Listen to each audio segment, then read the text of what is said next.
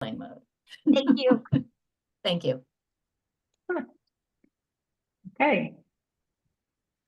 1 minute before we start. I see some people are logging in. And I see some familiar name. Hello, Yasmin. While we wait for people to log in, I would like to invite attendees to write in the chat where you are joining us from and what are your pain points when it comes to hiring good salespeople, because we have two experts here and you can pick their brains and they'll answer all of your questions. Okay, let's give it 1 minute. All right.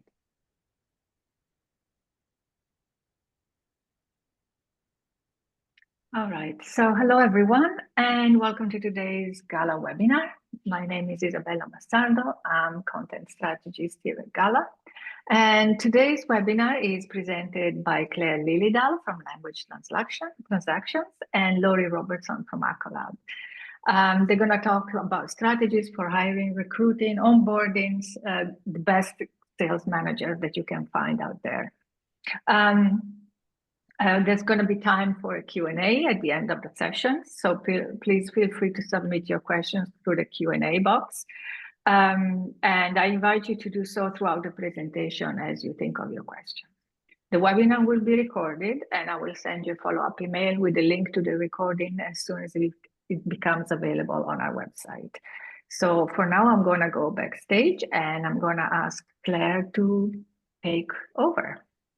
Claire, would you like to share your screen and your presentation? Thank you, Isabella. And I'd like to welcome everybody here as I refigure out how to get my screen up for sharing. Okay, go to share screen on the bottom of your screen. Yeah. Yep. Hold on, share screen, and then choose the box with your slide deck. I don't know, why is it not coming up? Isn't that what always happens? Share. Oh, there we go. Yeah. There we go. Okay, there you go. Excellent. Perfect. Right. You're ready to start. Right. And I'd like to start by thanking Gala and Isabella for inviting me to do this presentation. It's obviously something near and dear to my heart. And I'd like to thank Laurie Robertson for joining me in the presentation as well, because I think she brings a different perspective, and she will be I will be talking more on the hiring side of the process, and Laurie will be talking about keeping those people once you have them on board and what's needed with training. So let me start here. Let me see if I can.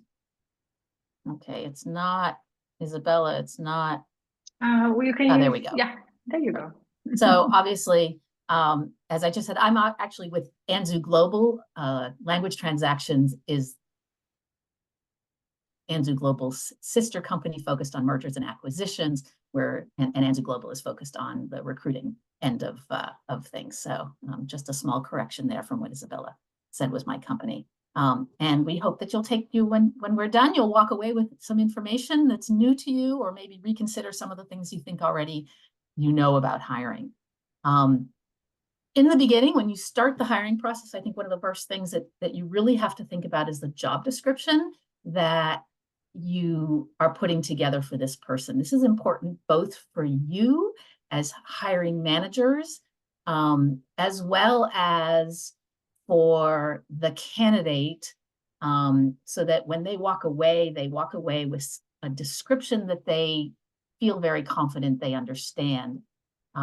So you really want to sit down with your executive team and talk about that, the needs that they have for this salesperson, the expectations that they have for the salesperson, because you as the CEO might have a very different expectation, or at least a slightly different expectation than the COO, or possibly someone in your finance organization. They're going to be looking for different data from the salesperson than you might be looking for. So sit down, brainstorm, and really think about all the different aspects. Those things could be, is this person a hunter?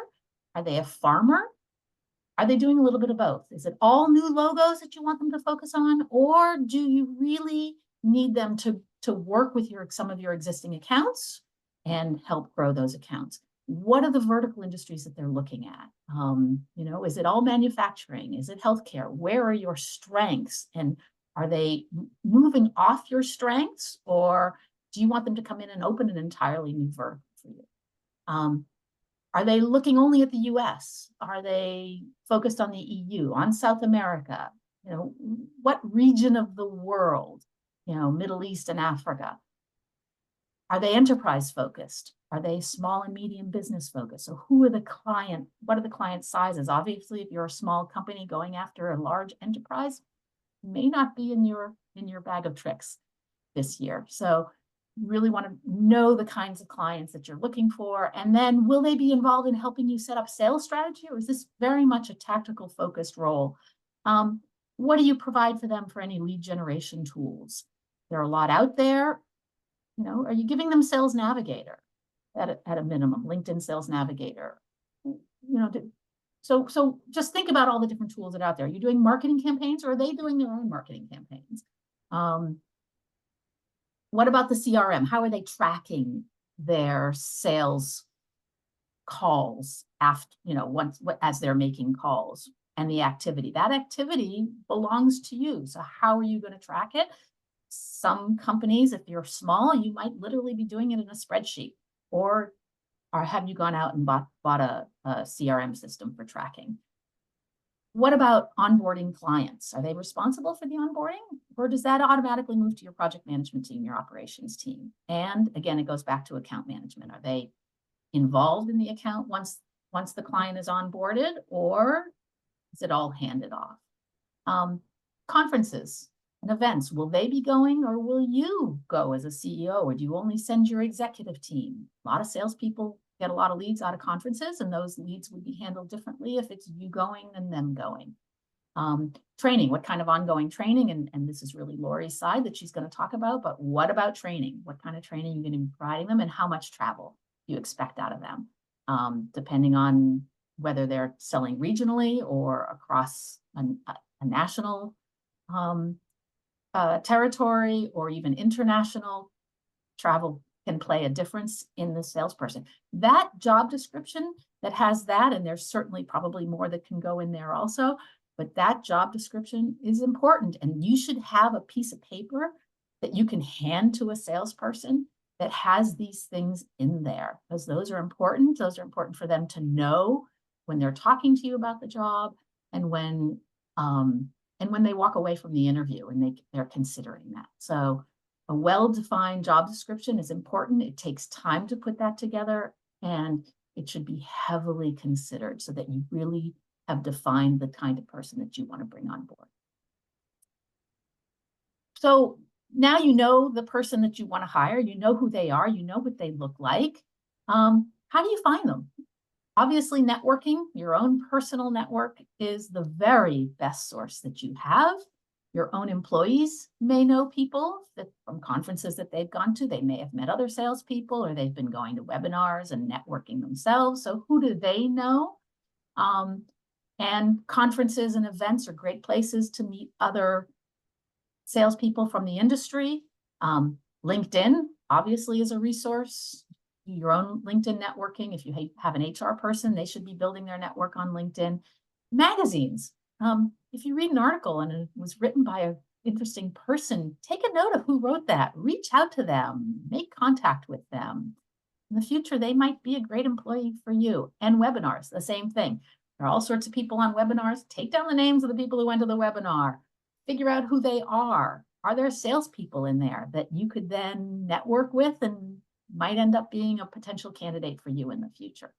Your competitors. Lori's going to shiver when I say this, but your competitors are a great place to look. I mean, your competitors probably have some great salespeople on board. And if you can somehow network and maybe even eventually have that person work for you, that is a great place to be looking. Other companies selling services are always a good place. I mean, obviously, we're an industry that sells a service, so you want to focus on services and not product people when you're looking for salespeople, people who understand how to sell a service in a B2B environment. And a similar sized company. Someone who's spent 10 years at Accolade may not be a good fit for 1 million, 5 million, 10 million, even a $20 million company, because it's a very different environment. They're used to a very different level of resources. So probably it's best to focus on companies that are of your own size. Likewise, if you're Accolade, you might not want to get someone who's been working in a $5 million company, because that person is used to a tremendous amount of autonomy, and to suddenly come into a much larger organization with a lot more politics might be a terrible fit. It's not true of everyone, but it's a gross generalization that has often held true. We see that a lot. So, oops, sorry about that. Oh, let's see what I'm doing here. Right. Sorry. Did I lose my page? Oh, okay, sorry. And recruiting agencies are obviously another great place to look for help. Obviously, there's a cost associated with using us. We use all of these techniques that are on the board in front of you here. And there are two types of agencies. There are agencies that are industry specific, like Anzu Global. Localization, the industry, the entire industry is all that we do, both on the interpretation and on the translation side of the world. But there are also companies that are broader in focus and may have an organization that focuses on salespeople. They'd obviously need to learn a little bit more about localization, and that introduces the concept of, do you want to consider a person who is outside of the industry? Some companies have success with that. Many companies don't. At the same time, always fishing in the same pool can be a difficult thing. So sometimes there are advantages and reasons to bring somebody from a different industry into a localization company. So that's something you need to consider as well. Interview intelligently. This is tough. I mean, if you haven't done the first part, the job description, working on the job description with your executive team, then this becomes harder as well. But interviewing intelligently, the first part of that is really, you need to meet with your interview team. Hopefully it's the same people that helped you build the job description. But if it's not, then they should probably be speaking to their manager and understanding the types of questions, the things that their manager was looking for. Some of the questions, a lot of the questions you might want to have an overlap for. Everybody is looking for culture fit. Everybody is looking to understand what this person was selling and how what kind of a sales process they use maybe. But there are some questions that should be different. So lots of overlap for questions, but some individual questions that pertain to each individual area. Operations may have some different questions than the CEO, who has some different questions from a finance person if a finance person is involved, or another salesperson, another peer might have a different question. But you should have gone over those questions so that you're sure that all of the questions you want to have asked that pertain to that job are asked at least by somebody, and some of them are asked multiple times, and that you get the same answer or something very similar. Give the interview the time it requires. We experience as a recruiter, I see a lot of people, they give 30 minutes to an interview. Hiring a salesperson, it's like getting your first client. It's like getting a client. This is a long-term relationship of someone you hope is going to be very successful in your company. So give it the time it deserves. Maybe the first interview is a 30-minute screening interview, but then have a second interview with this person where you can really go much, much deeper. Give it an hour. Give it at least an hour. And, if there's several people, maybe everybody has 30 minutes to an hour. Maybe some people have fewer questions and will only spend 45 minutes, but spend the time that's required to really get to know this person, because it's really, really important for your success and for their success. Take notes during the interview, particularly if you're interviewing more than one person. You want to take notes. And the reason is that if you interview one person today and then another person in 5 days, and you haven't taken notes on these two people, first, it's really easy to forget things about the person who was 5 days ago, who you spoke to 5 days ago. And it's possible to begin to confuse things between the two people. So take notes during the interview process, and in a timely fashion, within 24 to 48 hours, debrief with your team. Talk about the person. Get a sense of that person within a time frame that you all remember, and then interview the next person so that there's no confusion. And if you're working with an agency, remember that agencies work for you. You are the ones who pay us when the candidate is hired. So we work for you. So use us. Have us, if there's something you want us to ask the candidate, ask us. We are constantly looking for red flags for you. We are constantly testing the candidate's interest. We're trying to find out how each interview went with each person and how they feel about it. We're trying to pre-close that person for you. Obviously, if you're not interested in the candidate, we can let them down nicely and politely. But use us, we work for you. Lori and I work very closely together. She also lets me talk to her managers. So I can get information from them sometimes. I can help them with information, but I'm working for the client, not for the candidate. Obviously, I have a relationship with the candidate. I am honest and open with the candidate. But even they know that I work for the client. That's who I work for. So use us to your advantage. We are another tool in the toolbox for you if you decide to work with us. Differentiate yourself. Salespeople, depending on the market, sometimes it's a candidate-driven market, sometimes it's a client-driven market, but oftentimes a good salesperson, particularly the really good salespeople, they have more than one company that they are talking to at a time. And so it's really important that you differentiate yourself really well. Part of that is letting candidates know during the interview process, if you've already figured it out, what their sales objectives will be. And it's important, particularly for, well, I'd say for all companies, but I'd say particularly for smaller companies, that they're realistic about the goals that they can set. And that the salesperson is realistic about, and salespeople are not always realistic, but that the salesperson is realistic about how much they can sell. So, look at what you do as a business already today. What kind of clients are you closing? How large are the deals that you're closing? If your average deal is a $250,000 deal, your client, your candidate, your salesperson is probably not going to be bringing in $1 million. And I have more than one client who has been a $2 million company asking a salesperson and expecting a salesperson to bring in $1 million in the first year. I'm not going to tell you it never, ever happens, but I will tell you that is very rare.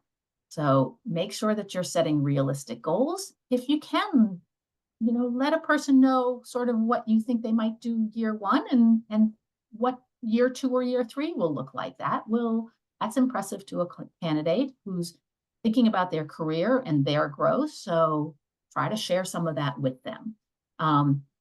That defines a growth path for a person potentially. So, and then you need to be clear about what kind of onboarding you're going to give to the salesperson and ongoing training. These are questions that I get asked by candidates after interviews that weren't clear, that I usually send back to either send the candidate back to the client to ask those questions or ask them myself and let a client know that this is something that the salesperson is looking for to know more about. So that's another piece that you should have during the interview to differentiate yourself, because a lot of companies don't define that during an interview for someone. Commission plan, make sure the goals reflect the activity that you want this person. So if you're hiring someone to do new business development and not account management, then new business development is really hard. If they're finding all those new logos and bringing them in, that's really hard. They should get a higher commission rate than the person who's already also doing account management potentially, or they may have a commission rate for new business development that's lower than the commission rate for account management. So those are kinds of things to think about. so what percentage is it? 80% new business, and maybe that commission rate is somewhere in the 7 to 8%, maybe it's 5%, maybe it's 10%. I see all of those numbers. Where account management might be 3% or 2%, or it might be higher in year 1 than it is in year 2 than it is in year 3, after you've brought a client on. So, and how are you distributing that? Is it monthly? Is it quarterly? Is it based on they achieved 80% of their goal, and after they get to 80% of their goal, then they get their full commission rate, but they only get a partial commission rate before? I see companies do all sorts of different things, and client and candidates should understand that before they come on board, how you're going to pay, and that should also be a reflection of the activity that you're expecting to see out of the candidate.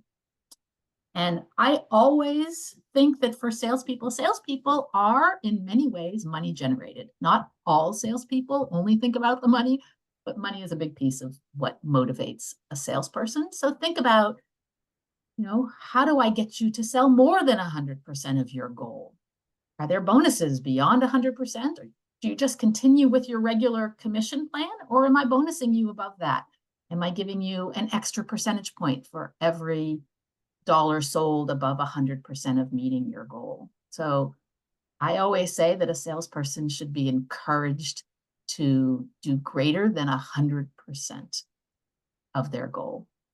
That's my own personal feeling as a salesperson. That's my own personal feeling. And I think there are a lot of salespeople that are motivated in that way as well. So hiring the best candidate. So the best candidate is not always the person you like the most. In this field, we have a known fact that people tend to hire people they like more than they hire the best candidate for the job. It doesn't mean you don't want to hire someone you like. Obviously, you need to like the people that you hire, but make sure that the person you like the most is also the best candidate for the job. So remain objective during that process, and look for red flags. Is this person really a good cultural fit? Do they have the right experience to work in a company my size successfully? Or are we much smaller than where they've been for a very long time, and we don't provide the support? And is that going to be really difficult for them? Were there questions that you didn't ask that didn't get asked, or that didn't get answered to your satisfaction? And if so, go back and ask again. It's okay to go back and ask again if you're looking for a better response, or a different response, I should say. Did they overstate what they could achieve in their first year? And did you over ask? And they agreed to that. You're a small company and you expect huge numbers, and they were like, sure, I can do that, absolutely. And maybe they've never done that before. Lastly, and most importantly, check references. References are not personal references. They are professional references. They are hopefully people that they've worked for in the past. You should have at least one manager, if not two. You might take a peer, although, if I'm going to give you a peer reference, I'm going to give you a peer reference I really, really like and who really, really likes me. So if it's a peer reference, be sure you're asking really difficult questions. Recruiters do reference checks, but I will tell you that you do hopefully a better reference check than I do as a recruiter. My questions tend to be more general, and unless you're giving me the questions that you want me to ask, they may not have the depth that you need. So yes, I can do references, but you do better reference checking than I can, because you can ask harder questions to the person that you're reference checking, questions that are important to you in your company. And then congratulations. So you've hired this person, you've brought them on board. They're there. Okay, it's time to onboard. And I'm going to leave that part of the discussion to Lori. But congratulations, you've hired that great person. You've followed a stellar process. Now let's make them, and let's make sure they're successful. Let's train them and make sure they're successful. So Lori, you've got the floor. Okay, Claire, would you mind stop sharing? Yep, I'm going to stop sharing Okay. and I'm going to mute myself. Oh, you don't have to. Okay, Laurie, would you mind sharing your screen? Just at the Okay. bottom, Sure, at the bottom of your absolutely. screen, you have the share. Yep.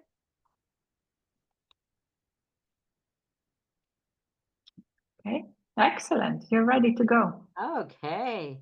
Well, thank you everybody for joining this webinar, and I'm very thankful to be included in this because recruitment and training is my love. I love talking to people and learning a great deal about who they are through the recruitment process, but also understanding all of the questions I receive in the recruitment process. And one of the biggest things I hear all the time is, what is the training process? What kind of training do we receive if we would join your team? And that is so important for so many people. I have been with Accolade 16 years, and my background has been in recruitment, HR, staffing, all of those things. So I have been very much involved in the industry and in recruitment and training and HR for a long time. So the biggest thing that I don't think people realize when we're talking about cost and savings of training, they don't know how to put it into a monetary value. So I'm here to kind of share a few things that I've become aware of. So if you look at over the past year, how many hours has your team dedicated to recruitment efforts? And this is not uh, just the recruiter or the HR person. This is the hiring manager. This is anyone that is involved. Maybe it's a matter of you're looking for you're recruiting another person, and because of that salesperson that's missing, other people are having to take over their roles and take on some more work that normally wouldn't be theirs, which can also cause other concerns. Then when you're uh, looking ahead, how much time do you anticipate your team will spend in recruitment over the next 3 years? One of the things you're going to hear when I talk is about that 3 years. And a 3 year threshold is indicated uh, because it takes about that long a time to start seeing the residuals of a good salesperson. So keep that in mind that, they're building up their client base, and they are building up all of the different things that they can really start seeing the plus side of a sales role, as well as the company seeing the positive results of this person, because you've had to invest a lot of money into this person, and so now you are probably now in the black. So that's where they come up with that three, and you will see a lot of research, and they will all talk about that 3 year plan. So that's where we come up with that. And then on the last is, what financial impact do you foresee in the next 3 years because of ongoing recruitment challenges? Claire spoke about there are times when it's uh, an employee world of seeking employment, and then there's other times that it's employer based, where everybody's scrambling for the same people. So it really can be very difficult to recruit when everybody's looking for salespeople, or there's a number of salespeople out there knocking on the door saying, "Hey, I see that you have a job opening." So it kind of goes back and forth. But when I'm talking about the costs, keep in mind we're talking about time, salary of everyone involved, from recruiters to hiring managers to anybody behind the scenes, IT, anyone that has to be involved from recruitment to onboarding. That's all those people's time, and it's their salary that's going against this overall cost of 3 years. So keep that in mind. what is the impact of inadequate training? And I don't think this is a surprise for anyone. Uh, first of all, they don't train somebody properly. You got inaccurate or incorrect execution of processes. And there's nothing worse than a salesperson going out there and either over promising something that you aren't able to deliver, or maybe misquoting, uh, which could be devastating.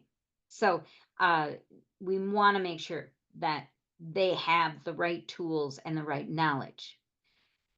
Then you have those unmotivated people.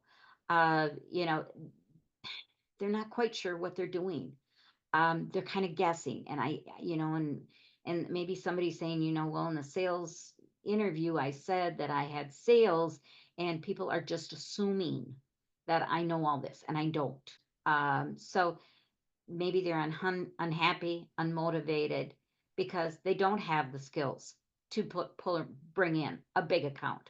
Or maybe it's because, they had these high expectations they were going to go out and bring in this big money, and it just didn't happen. It was a little harder than they thought. Um, and that, again, then brings down reduced productivity. Now they're like, okay, I'm spending all this time on cold calling and everything, and it's just not working, and they lose interest. So that productivity is not there. Um, then they could be resentment of other employees.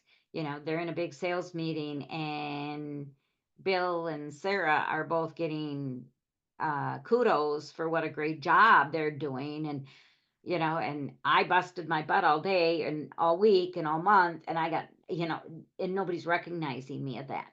So there can be a resentment, which means, again, these are all reasons people leave jobs.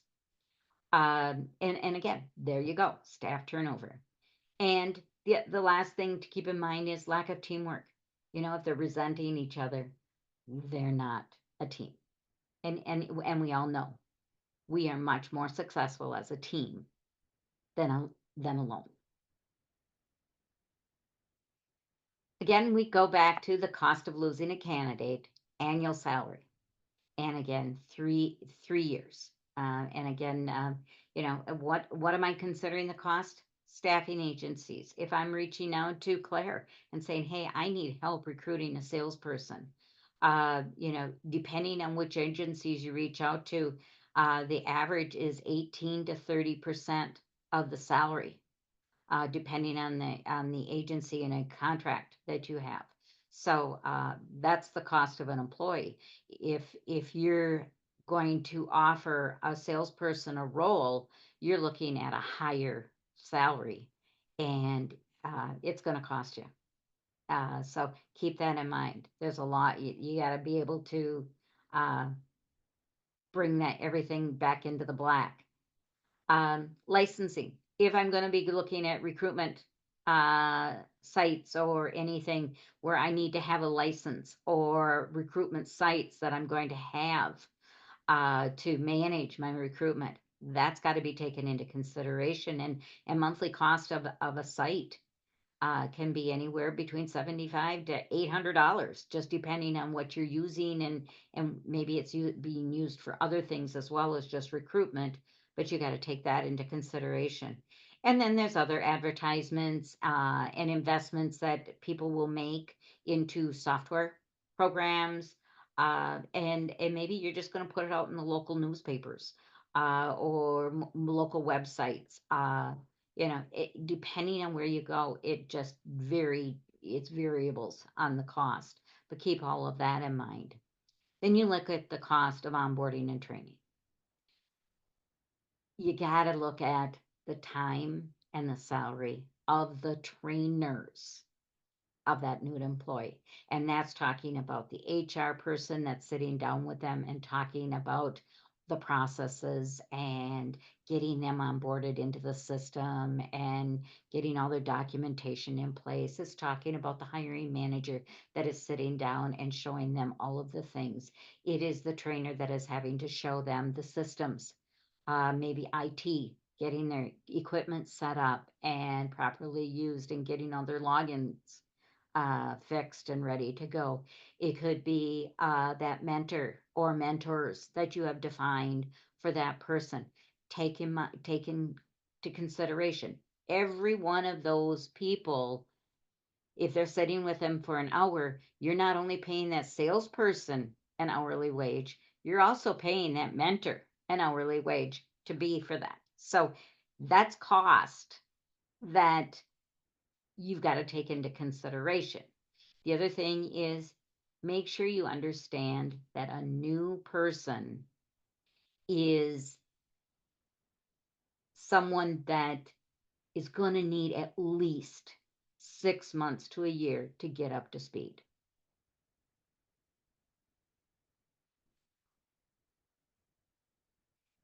And the last thing, ensuring your training plan effectively assigns with role requirements and tasks. When you are identifying, make sure that you have a strong training program in place. Have it written out. Have that process in place so everybody is getting the training they need to be successful. And that can be including all of the different people that should be involved in the decision of, okay, what does HR need? What does IT need? What does maybe project management, operations need for the salesperson to know? So making sure that you have all the different areas where a salesperson is going to touch on, having that knowledge, and then making sure that they can have the tools to support uh, the skills and be able to be successful in this. Um, Equipment, you know, I talked to someone the other day, and they had informed me that they received from the last company they had worked a laptop and a monitor with a cracked screen. They had to go buy their own keyboard because they said, no, you can use the laptop keyboard. And the laptop actually had half the letters worn off. He said, thankfully, I remembered how to type properly. Make sure that you give people the equipment that they can use and it's in good shape. Making sure that the software they need to use is accessible. There's nothing worse than, okay, I need to use this software, and you click the button and nothing happens. So making sure that that's all accessible to them. Assign the key people to be their mentors. Make sure that what they need to know is the same thing that this mentor knows. Uh, you don't need to have somebody at a higher level and mentoring someone that isn't going to need all of that information. Somebody that is an equal would be the way to go. Make sure that you don't assume anything. When someone will come up and say, I know Excel. How well do you know Excel? Do you know how to do pivot tables? Do you know how to do a VLOOKUP? Do you know how to do all of these things? Because I'll tell you, if someone says they know it, know Excel, and you assume they know all of that, they're going to be in a world of hurt when they have to do some of these things and they truly don't know. Now they have to go back and ask somebody, can you show me how to do a VLOOKUP? Or Google it, which would be my suggestion. Um, but those are the things. If you're looking for somebody that has proficiency in Excel, make sure that they do have that. If not, get them the training to get up to speed to use some of these tools that can make their life so much easier. The other thing I suggest is making sure that you set those goals and timelines of training, making sure that you're telling them, okay, I need you to have this training done by the end of day Friday. I need this training done in a week. I need this training done, and making sure that they are going through the successions that are required to get up to speed. putting that in their schedule so they don't forget, because otherwise it's so easy to be sidetracked because somebody else is showing them this and showing them that. They need to make sure that they are set on a schedule to get all of that required training done. Make sure that you have them provided back. Give them feedback on a regular basis of how they're doing. And then also be patient and empathetic. It takes time to learn. So just know that if you have all of the pieces in place, it's going to be a great success. Thank you. Okay, thank you both. Maybe Laura, you want to stop sharing by clicking on Absolutely. top so that people can. Okay, excellent. Thank you so much. I see there is already a question from Yasmin, and encourage everyone either to type your questions in the chat or raise your hand by clicking on the icon, and I'll open your microphone and you can talk directly to Claire and Lori. And I already see a raised hand. Let me see. Yasmin, I'm going to open your microphone. Hi, everybody. Good morning. Thank you very much for this great presentation. It's so helpful. Claret, I want to say that you're so spot on about the realistic goals, because we have a BP of sales, and the BP of sales is in the process of hiring a sales representative. And so VP of sales keeps telling me that, yeah, we should be able to get $1 million per year from the sales representative. And I'm thinking, I mean, that just sounds amazing. Like, wow. But I'm like, I really don't know how we're going to do that. And so I think that setting the realistic goals is definitely key. I built my company from the ground up, and I didn't get to $1 million in a year. Right. It took a few years before we even got to $1 million. And so I wanted to know how, like, for instance, with your company, is that if we share data with your company and show you what we have accomplished in the last few years, are you able to provide us with some insightful directions as to these are the realistic goals or an approximation of how much we should expect from a sales representative with a sales strategy, of course? Right. So generally speaking, it's not a consulting service that we provide. I could certainly talk to Mike Klinger about whether or not he feels that's something that he thinks he would like to do or could help you with, but it's not generally a service that we provide as recruiters. We're really there for the front end of the process and not the back end. There are consultants out there who do that kind of work, who look at your business and can help, do sales consulting. And we could probably provide you a name of somebody who could do that with you better than us. I understand that. So like, I guess what like I'm trying to, the question is, how do we set realistic goals? Right. Like, so like, I'm sorry, go ahead.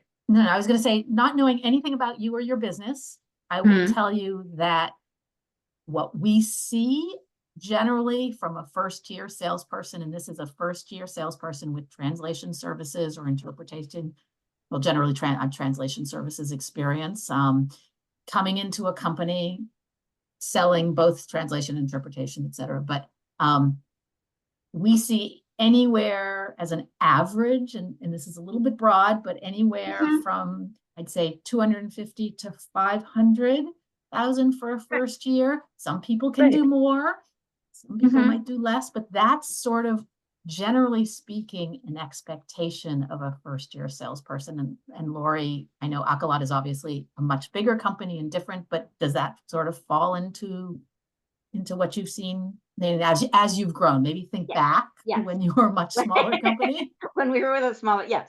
I think that would be realistic. Yes. That sounds realistic to me as well. Right. It's very rare for somebody to come in and do 1 million. I mean, unless you've got Right. some really big RFPs and maybe they're already in the pipeline. And No. and again, I know nothing about where you sell or Right. what you sell or anything, but gross generalization.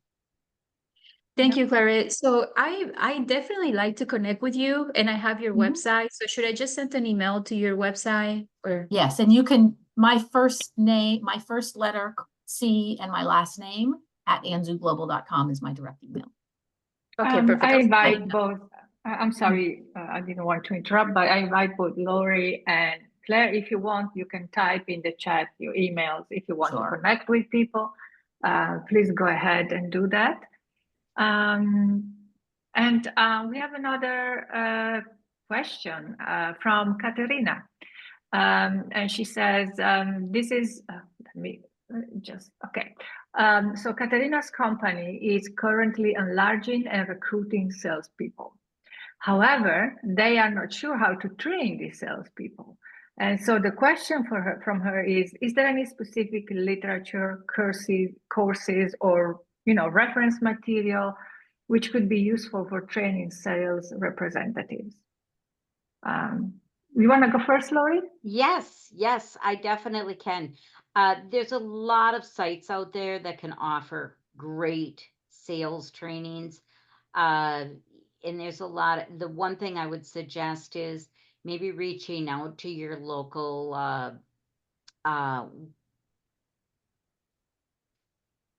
payroll providers or anything like that.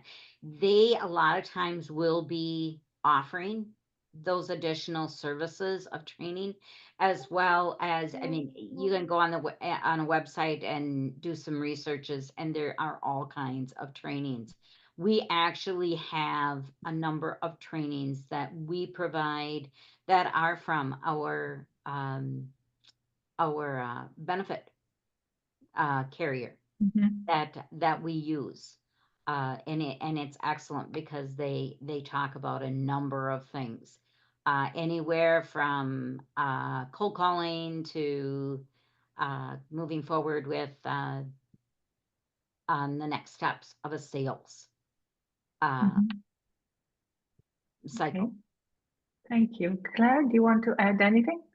Yeah, I don't know. I would go with Lori's recommendations. I mean, I know there's some really big sales training companies out there that are very well known.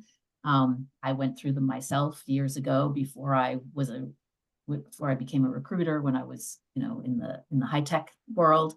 But that was a long time ago, and I don't even know if they exist anymore. But there's some there's a lot of companies out there. There may even be, I don't know, there may even be some companies in our own industry who provide sales training, but I'm not sure about that. Okay. Well, I can tell you that we're going to have a sales training in May with the Gala Academy. Yeah, I think that's a great thing. And I would guess the Gala would do a pretty good job of that myself. Thank you. Well, we try. Yeah. And it'd be industry specific as well, which is great, of course. Yeah. There's another question from Christina in Croatia. She says, I would like to ask if you have any experience with recruiting from your own project managers or other existing employees and training them in sales. What are the obstacles? Is it a good idea in general? Who wants to go first? I think that's a Lori question. Okay, Lori. So, yes, you can actually, I always say, let's look internal before external, because they know the company. And one of the things when we're recruiting, I always promote that we do try to promote within. This is a growing process. You can always grow within Accolade. And I would say if you're looking for a salesperson that is a farmer, I think you would have much more success going from a project manager or anywhere in the organizational side where they're doing the production. They would then have a very clear understanding and would be a great addition to a farmer role. So that would be a great opportunity. Also, you can go into program managers, account managers. Those would be excellent. As far as a pure hunter, it's a little more difficult. because a hunter is someone that lives and breathes sales. And someone that is that character, have those characteristics, would never be happy in a project management role. So I would say that it would be very difficult to move somebody into 100% hunter role, but definitely could consider someone that is in Right. a farmer role. I would say it's not impossible. I started my career in the high tech world as a program manager and product manager. But I was someone always saying, "Oh, maybe I should move to sales. Maybe I should move to sales." So it's not impossible that somebody from the project management world could become a hunter. But you really want someone who's probably been eyeing that for a very long time and is ready for that kind of a move. It's not common. I mean, I will call myself a unicorn. So Right. And then Soya just gives her feedback about Christina's question and says that in her company's case, hiring from, within the team has been one of the best experiences, from Absolutely. project managers to key account managers. So exactly. that's another possibility. And there are many Yeah. companies that do that and that do it very successfully. Yeah, which brings to the question that we were discussing backstage before we started the webinar. Would you consider hiring people from outside the industry? So this is and Lori and I think it's the eternal question. Yes, right. I think Lori and I agree on this, that there are pluses and minuses, and there are probably more minuses than there are pluses. But so hiring, because training takes quite a bit, it's a much harder industry to learn than people think. And if you're a company that has the ability to be patient and give that year or more for a person to come up to speed, then hiring someone who has been very successful in another industry. Again, if you're selling services, you want to be sure they are someone who understands how to sell services. If you've got a product that you also sell, then having a little product experience or SaaS experience can be useful as well. But if you're doing that, be sure they're from an industry that probably makes sense to you. So if if they have manufacturing experience and you want them to focus on healthcare, that's like a double whammy. I would say no. But if you're looking at them to really, and they've got broad manufacturing experience and you want them to focus on the manufacturing industry, then it might make some sense. Again, it's going to take patience because they're going to have to learn our industry. Generally speaking, you will have more success faster if you've hired someone who's highly competent from this industry. And I always say past performance, as the financial people love to say to us, past performance is not a guarantee of future performance, but you've got a higher sense of success. Lori, do you want to add anything to that? I see she's nodding. I just nod my head. Yes, yes, yes, Claire. Absolutely. Right. It's saying that, I have looked at candidates in the past. I have interviewed a number of them that are outside the industry. But I will tell you, we have difficulty considering them because we need our salespeople at Accolade to hit the floor running. And it is very difficult to get someone up to speed that quickly. And so that's, if I'm looking for a more junior salesperson where they could be a mentor with another salesperson, I just kind of follow and learn the business that way. That would be an excellent way to do it. But it is an industry that's very tough to break into if you have no idea localization. Right. And maybe that's the key, is if you've got bringing in a junior person from another industry who's going to be mentored by a senior person, maybe a more successful, I think so. more successful route than trying to bring somebody in who's going to be a salesperson out there doing it on their own and very independent. Exactly. There is a comment from Guillermo, and he says, I was an outsider before coming to localization. And in my opinion, having sales skills combined with fast learning capabilities is better than huge industry knowledge, but no sales. Yep, Okay. there's That's another also unicorn.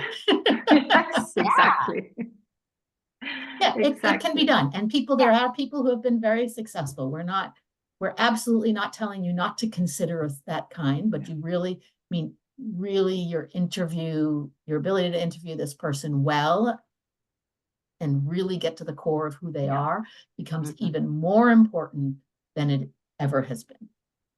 And again, very well said that, have a huge industry knowledge. Again, you can have a great deal of knowledge within the industry, but if you don't have that sales heart, it just doesn't work. I mean, Right. they are a special breed of people that if you're looking for, you've got to see that, that sales Right. drive. Right. And again, I also think, sorry, ahead. go ahead, Lori, go ahead. I was going to say, and again, looking for that hunter versus farmer. Really identify Right. what you're looking for. If you are looking for somebody to nurture an account and bring in more and more business within that account, absolutely someone that is on a production side would be excellent. But when you are looking at somebody going out there cold calling and knocking on doors, it's a very special person that can do that. Right. And not get beat down. And they are exceptional people. And And I was just going to add that bringing somebody from outside of the industry into a farmer role, an account management role, will be much more successful most of the time than bringing somebody from outside the industry into a hunter role. Just again, it's not a guarantee on everyone, and there are always people who are just so good at what they do that they can be successful just moving from industry to industry. That there are amazing salespeople out there. Finding them is the hard part, and then getting them, hiring them is the second hard part. Exactly. Well, we've reached the end of this webinar. Lori and Claire, thank you so much. This has been so interesting, and I hope it's going to be useful for all attendees. I would like to ask attendees to stay online 10 seconds more, because when I close the session, they'll see the feedback form, and I would like them to give us their feedback, on this presentation, but I would also like to encourage them to tell us what other topics they would like to see discussed. And so please stay online 10 seconds more. Thank you again, Claire and Lori. As I said, it's been fascinating. And even our conversation backstage, I would have continued, but we had to go online. So please come back. Tell us more about recruiting, sales, and everything. And for now, everybody, thank you so much. And we're going to take a little break next week. We are going to be at the TechCom conference in Stuttgart in Germany. Yasmin, Claire's email is in the chat, I think. I'm just putting it in again. Yes, thank you. So we're going to be at TechCom, at the Technical Communication Conference in Stuttgart in Germany. We have a booth. We have a gala localization track with 6 great presentations. And on November 6th, there's going to be a networking dinner. Thank you to our sponsors. And so if you're in Stuttgart, in the neighborhood, please join us. It would be wonderful to see you all. And for now, I wish you all a great day if your day has just started, a great evening if you're at the end of your working day, and I hope to see you soon. Bye for now, everybody. Thank you to everyone. Thank you, Isabella. Bye, everybody. Bye-bye.